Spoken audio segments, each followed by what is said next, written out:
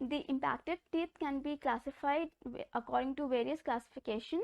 The first classification is under the heading of angulation of the impacted tooth, or the angulation in which the tooth is erupting.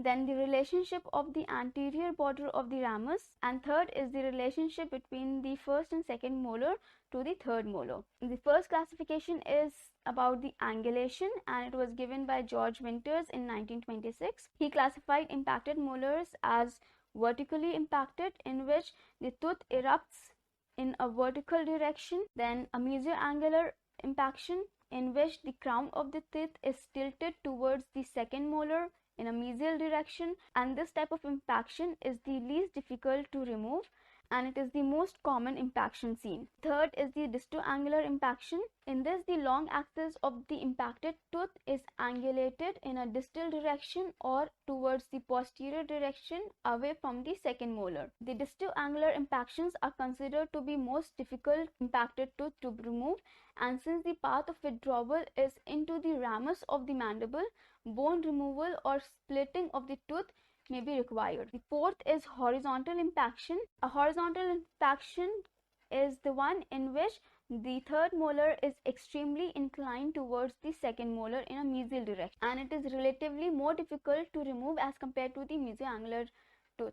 Third molar may also be buccoangular inclined or linguoangular inclined, and the last classification is in cases where the tooth is inverted, that is, the crown of the third molar is present inferiorly and the root of the third molar is present in a superior direction. Basically, this is upside down of the vertical impaction. Then the second category of classification was given by Pell and Gregory in 1933, and they classified the impacted tooth based on three categories. The first one is the relation of the impacted tooth to the ramus of the mandible. Under this category, the impacted tooth can be classified as class 1, class 2 and class 3. Class 1 impaction is in cases where the space between the ramus of the mandible and the distal side of the second molar is more than the mesiodistal diameter of the crown of impacted third molar. In class 2, the space between the ramus of the mandible and the distal side of the second molar is less than the mesiodistal diameter of the crown of impacted third molar, and because of this decreased distance, the third molar will not be able to erupt. In class 3, almost all of the third molar is located within the ramus of the mandible, and this type of impacted tooth is least accessible and therefore most difficult to remove. Then, according to the second category of classification given by Pell and Gregory, it is based on the relative depth of the third molar in the bone. So this is again divided into three categories. The first one is position A. In this, the highest portion of the impacted molar is at the same level of the occlusal plane of the first and second molar, or slightly above the occlusal plane of first and second molar.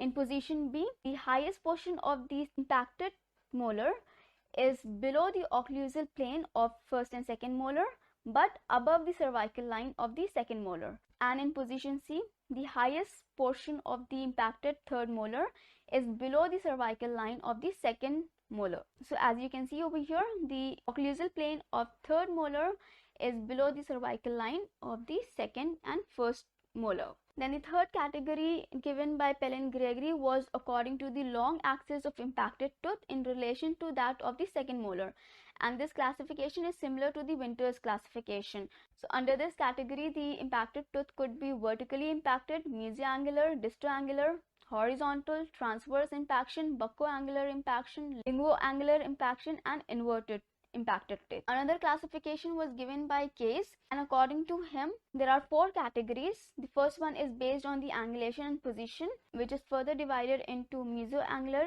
distoangular, vertical and horizontal impaction. Based on the state of eruption, the tooth could be fully erupted, partially erupted or completely embedded into the bone. And third category is based on the number of roots. The impacted tooth could have fused roots, could have two roots or multiple roots. Fourth category is based on root pattern.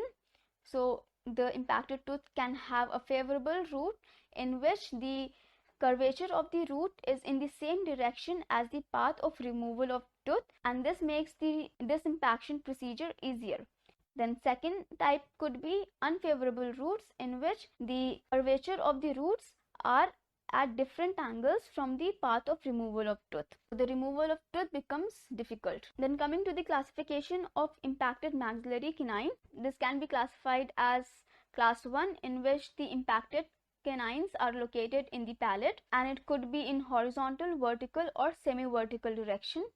In class 2, the impacted canines are located in the labial or buccal surface of the maxilla.